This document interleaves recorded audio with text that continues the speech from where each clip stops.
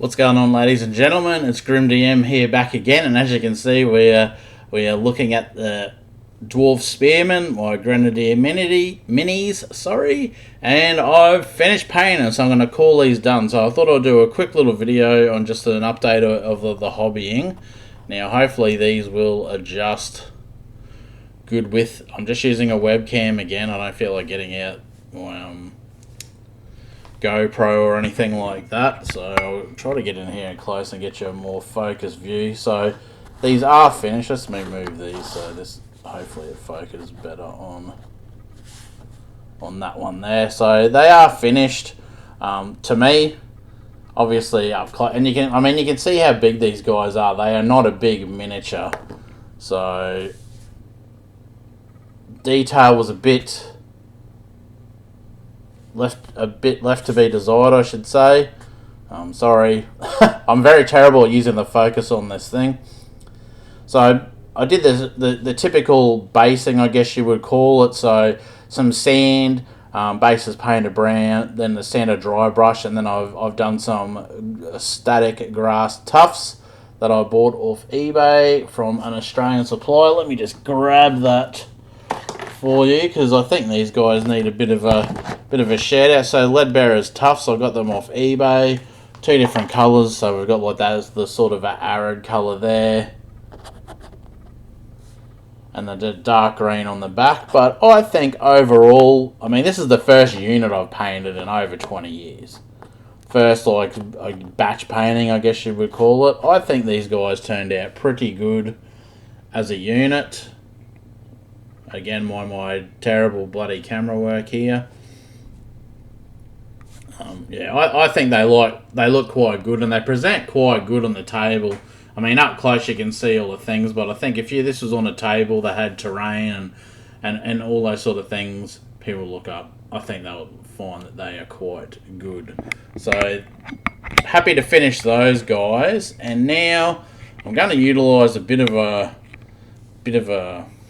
I don't know whether you call it, not a trick, but something I used to do back in the days when I was painting. These have also been sprayed with matte varnish. So I've never actually varnished minis before, but I got some matte spray on it, and I'm quite happy the way they turned out. They didn't go all cloudy or anything.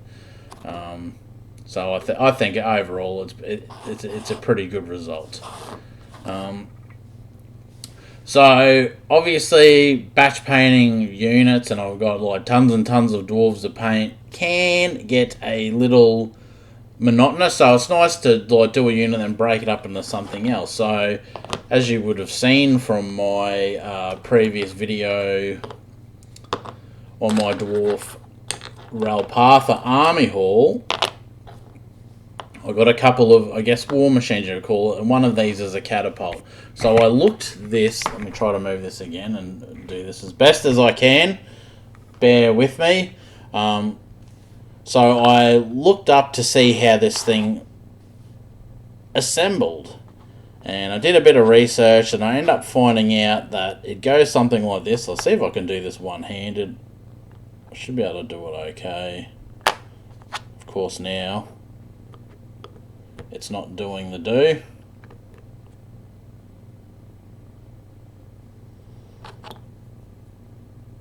And I've done that at the worst possible angle. Anyway, so these arms go here. This bar here sits on top of them. Well, that's very bad camera work. Jesus, I'm bloody butchering this. Sits across here. You can see the pad in the back here. So when the catapult flies up, that's what it hits. But essentially, this is on a horizontal plane, no wheels. So I looked up this kit on that wiki that I used to look up old and vintage miniatures. So there's meant to be 4 wheels. There are none. And if you remember, I also received a cannon on this that only had 1 wheel. So see if I can try to get that to focus. It's probably not going to. But anyway, there was just 1 wheel. Obviously, it's sculpted to look like wood with a steel band around the circumference of it. the chances of me finding another 5 of these wheels separate are pretty low. Let me put this back on here. Yeah, the chances of me finding 5 of these is pretty low. Now, I could get them 3D printed, things like that, but I'm going to go old school, and I intend to scratch build these, so they're not going to be exactly the same as this. So all I've done so far is essentially 2 of these, we call them paddle pop sticks here in Australia. The ice cream stick, I don't know what they're called in other countries. Essentially, 2 thickness of this is it's a tad thicker than this, but not very much. I'm talking maybe 0.5 millimeter. So what I intend to do is draw circles on here, cut these out. The steel banding can be made with paper or cardstock. To get the sort of rivets or spikes on the wheels, you just use a paper clip or something, and I can press into say this is a strip of the paper, I can press into that with like a paper clip along the length of it. Maybe I should turn it this way to demonstrate it better. And then obviously the bulges in the paper will go to the outside. This will be the inside, and it's glued far out around the outside of the wheel.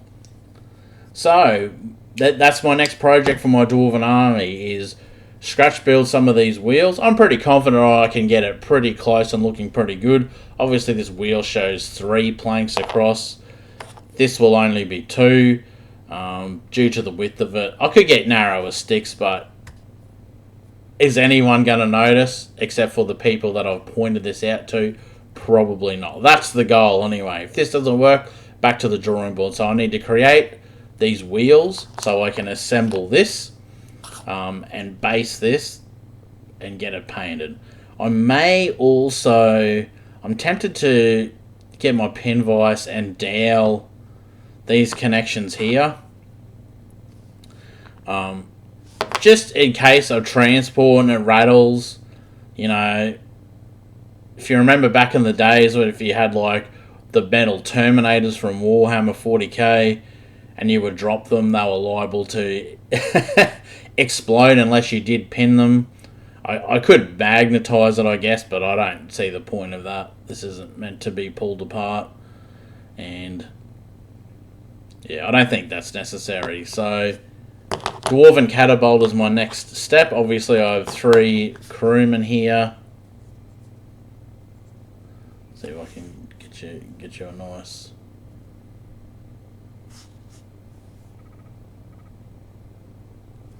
that need to be based. Again, I'm just using 25mm bases, the same as all the old measurement size for Warhammer 40,000, but I think they work quite well. And we'll be getting to expand